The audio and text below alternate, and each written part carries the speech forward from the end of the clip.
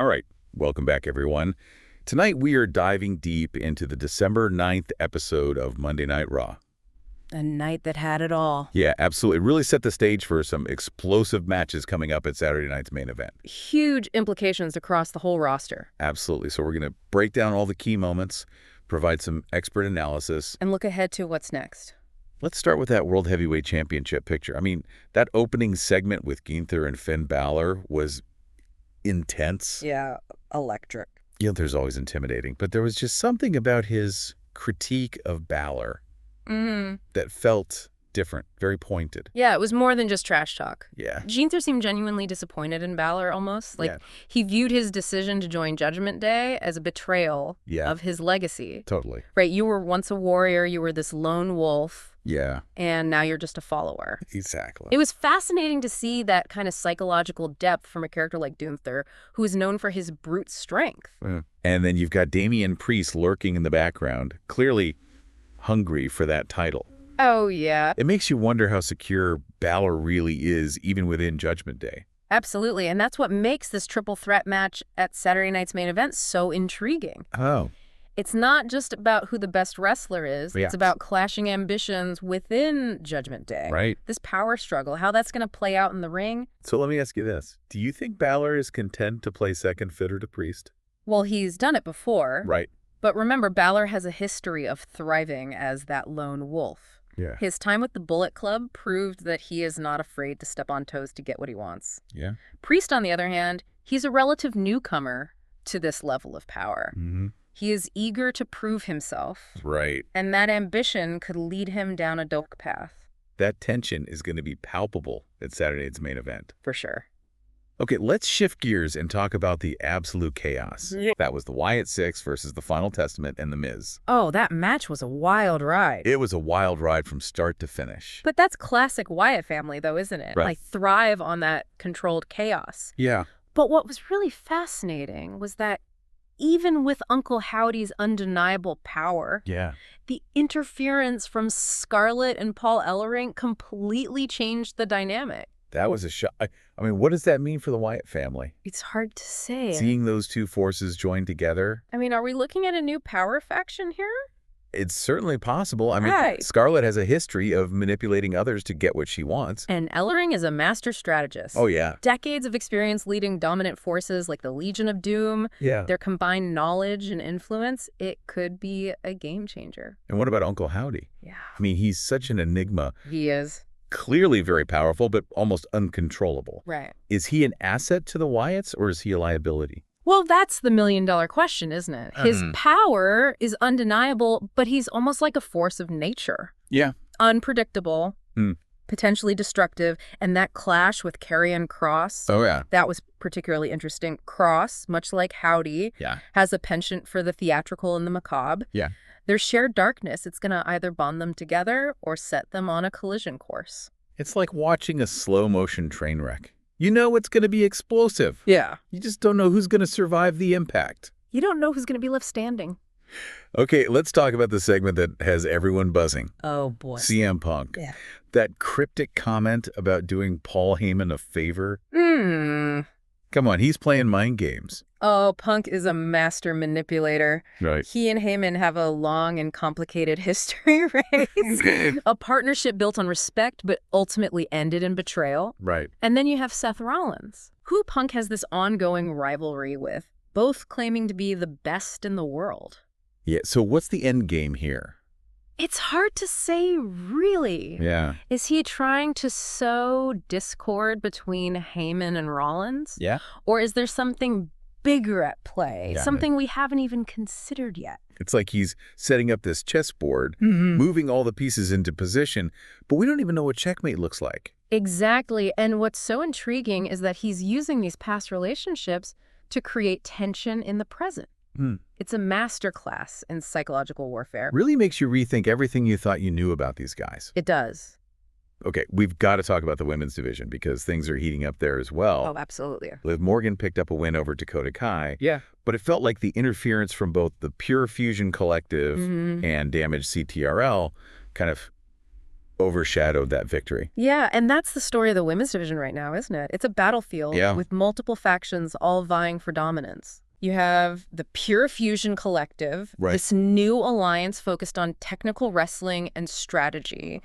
Then you have Damaged CTRL, who are all about that raw power and intimidation. And let's not forget about the wild card factor of Rhea Ripley and the Judgment Day. So where does this leave Liv Morgan?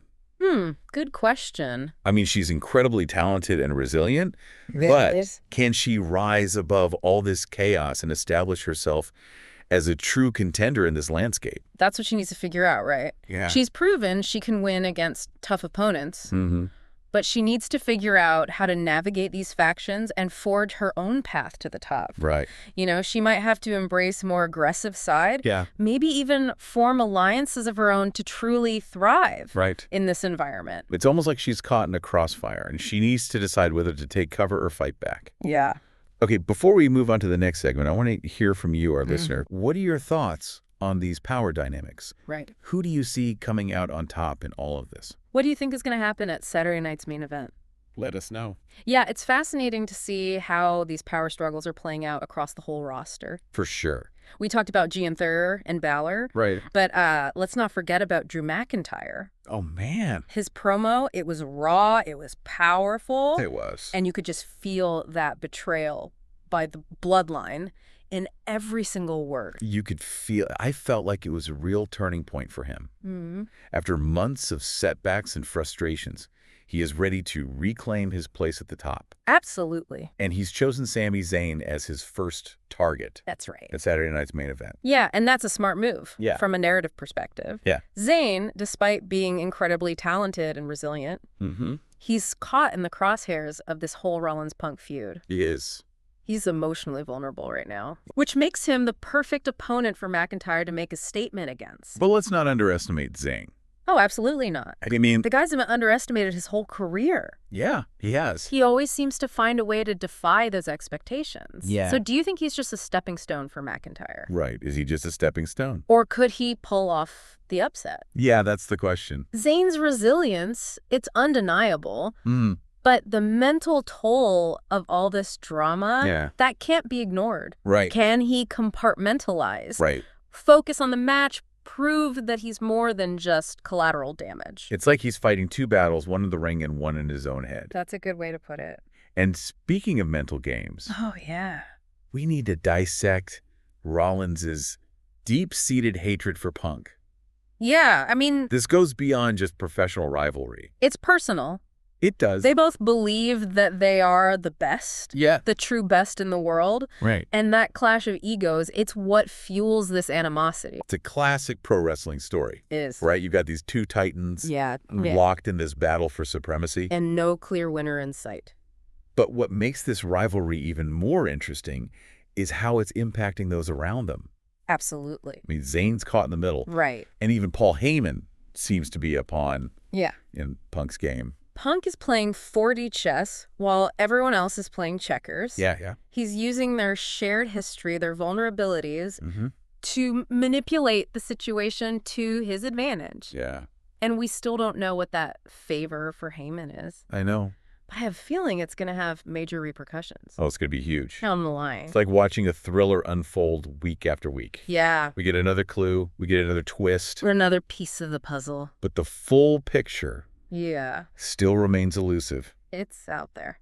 Speaking of exciting developments, we have to talk about Lyra Valkyria. Her impressive victory in that triple threat match. She looked good. I mean, she is clearly a rising star in this women's division. Absolutely. Her in-ring style so captivating. Yeah, you don't see a lot of people wrestle like that. That blend of power, agility, technical precision. And then to win that triple threat. Especially with the Women's Intercontinental Championship tournament going on. I mean, that's a huge statement. For sure. I mean, I loved how she countered both Zelina Vega's technical prowess and Ivy Niles' raw strength. Just shows adaptability, strategic thinking beyond her years. She's thinking ahead. So do you think she has what it takes to win this whole tournament? She could. She's a top contender for sure. What's interesting is she's such a wild card.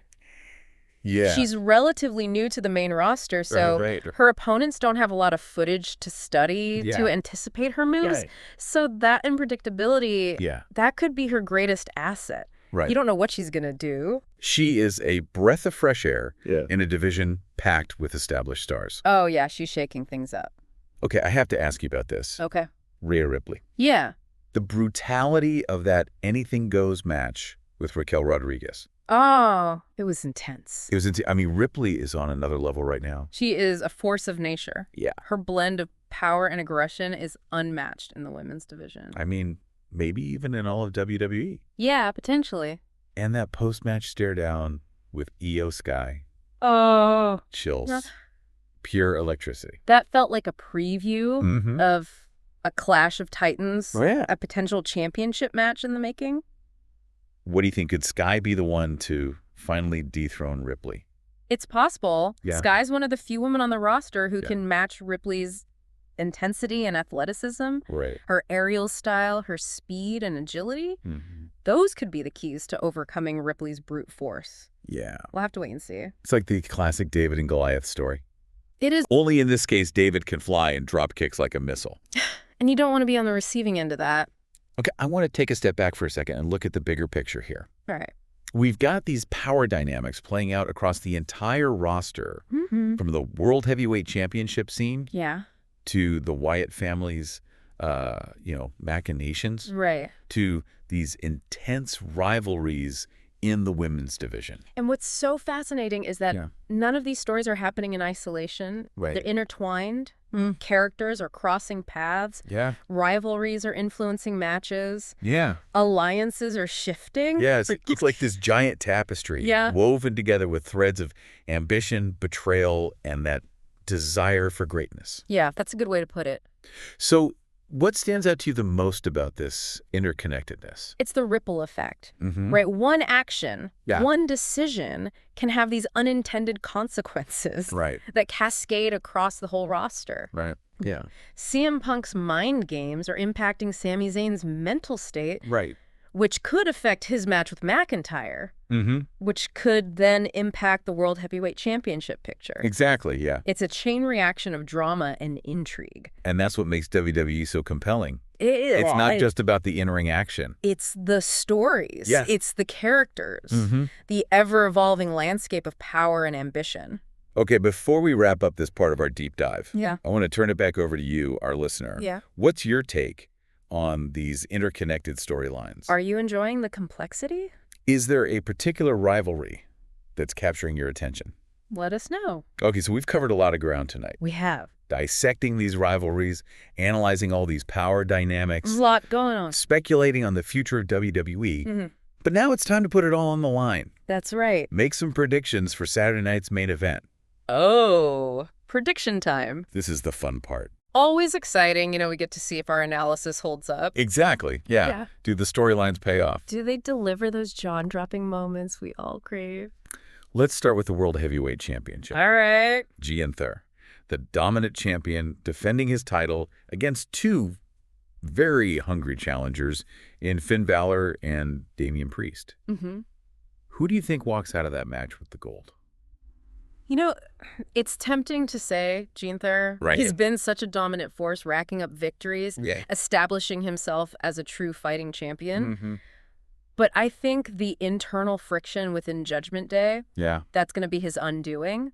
I think Damian Priest pulls off the upset. Wow. Potentially even with some unintended help from Balor. I didn't see that coming. Explain your reasoning. Well, think about it. Balor's caught between his past as a lone wolf and his current loyalty to the Judgment Day.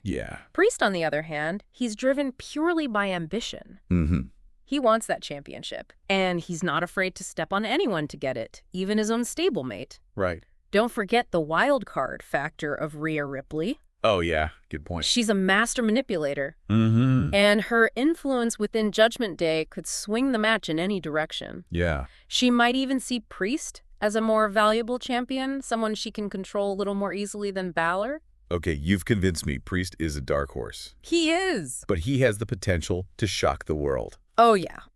Okay, let's move on to another rivalry that is reaching a boiling point. Oh, okay. Rhea Ripley versus Io Sky. Oh, this is going to be good. That stare down after Ripley's brutal match with Raquel Rodriguez was electric. It was. You know, it's such a clash of styles. Totally different ways of wrestling. Ripley, the powerhouse, versus Sky, the aerial artist.